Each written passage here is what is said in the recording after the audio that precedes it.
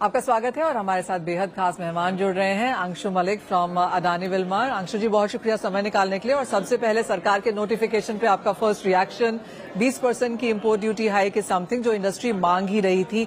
अब आपको लगता है कि एक स्टेबिलिटी और एक लेवल प्लेइंग फील्ड यहाँ पर बनेगा? काफी दिनों से द इंडियन ऑयल सीड जो है इनको सपोर्ट नहीं मिल रहा था because international prices were lower और ड्यूटी 5%। तो ऑब्वियसली तेल सस्ता था, तो ऑयल सीड्स जो है इसको कीमत नहीं मिल रहा था एंड फार्मर्स बड़े परेशान थे। तो अभी कम से कम जो ड्यूटी हाइक हुआ है इससे जो लोकल ऑयल का जो प्राइसेस है ऊपर आएगा, जो आना शुरू हुआ है।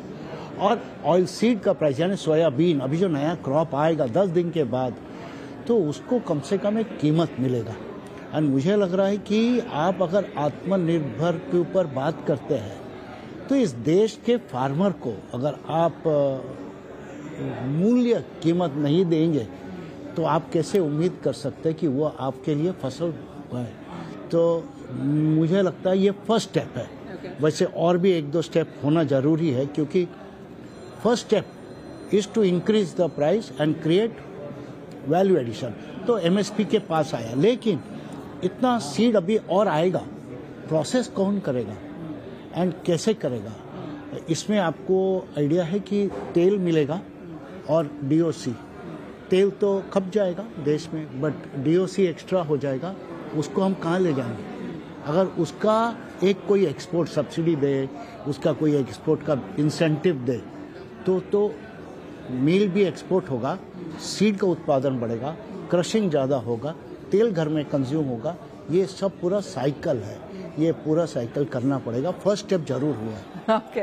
और जो सेकंड क्लियरिफिकेशन अब सरकार की तरफ से आया है, जिसमें सभी के सभी एसोसिएशंस या पार्टी थे कि आप प्राइस नहीं बढ़ा सकते उस एडिबल ऑयल का जो लोअर इंपोर्ट ड्यूटी पे इंपोर्ट हुआ है। तो एमआरपी को लेकर और रिटेल कंज्यूमर्स को मद्देनजर जो सरकार की तरफ से क्लैरिफिकेशन है, उस पर क्या रिएक्शन है? देखिए, एक इंडस्ट्री या ये डायरेक्ट इसमें पार्टिसिपेट नहीं करते। ये पूरा बाजार है, होलसेलर्स है, कई लाखों रिटेलर्स है। इस देश में 40 लाख रिटेलर्स है जो तेल बेचते हैं और सबके घर में कुछ ना कुछ तो होगा। तो ये जो रिटेल से ही पहला खबर है और पहला जो होता है, तो मुझे लगता है कि मार्केट, गवर्नमेंट क्या नहीं चाहता है कि तेल का भाव बढ़े, नहीं तो सीड का भाव कैसे ऊपर जाएगा?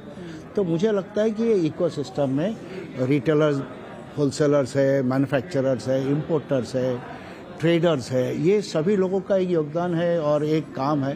तो धीरे धीरे मार्केट सेटल हो जाएगा। मैं नहीं कहूँगा बढ़ेगा, बट आपने तो ड्यूटी बढ़ाया है तो कहीं ना कहीं तो ड्यूटी का इम्पैक्ट आएगा।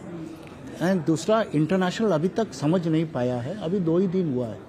तो मुझे लगता है कि 1-आध हफ्ते में प्राइसेस अलाइन हो जाएंगे, थोड़ा अलाइन होंगे, कंट्री के मैन्युफैक्चरर्स अलाइन होंगे, जो ट्रेडर्स है, होलसेलर्स है, क्योंकि काफ़ी माल जो कंपनीज होते हैं इन लोग बेच के रखते हैं, घर में तो कोई रखता नहीं है, तो सबने बेच के रखा है। तो बेच का है तो सब लोग तो पुरानी ड्यूटी में बेचा है। तो ये जो है पूरा साइकिल होगा, बट ये 15 दिन में आप देखेंगे कि ये प्रॉब्लम नहीं है। प्रॉब्लम क्या है? रेट ऊपर जाएगा तभी तो सीड का भाव ऊपर आएगा। रिटेल की अगर यहाँ पर बात करें, फॉर द लॉन्गेस्ट टाइम हमने देखा है कि प्राइसेस, स्पेशली लास्ट 1 साल में प्राइसेस जिस तरह से रहे हैं वो यूज टू हो गए हैं वहाँ पर retail, specially head of the festival time.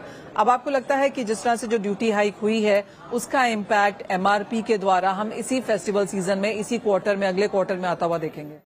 देखिए, मैन्युफैक्चरर्स का फर्स्ट काम है सप्लाई चेन मेंटेन करना, क्योंकि 1 महीने के बाद दशहरा, दिवाली का फेस्टिवल है।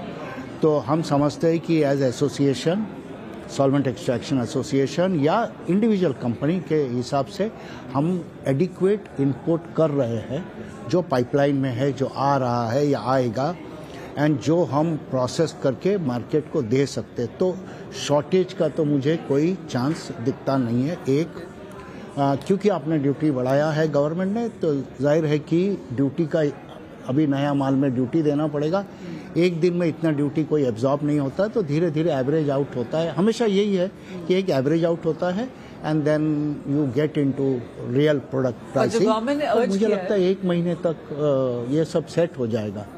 पर जो गवर्नमेंट ने अर्ज किया है कि 30 लाख टन एडिबल ऑयल जो लोअर ड्यूटी पे आया था उसके ऊपर एमआरपी हाइक नहीं होना चाहिए, ये कितना इजी है? या मुझे लगता है कहीं पे ये गलत है समझने में या बोलने में।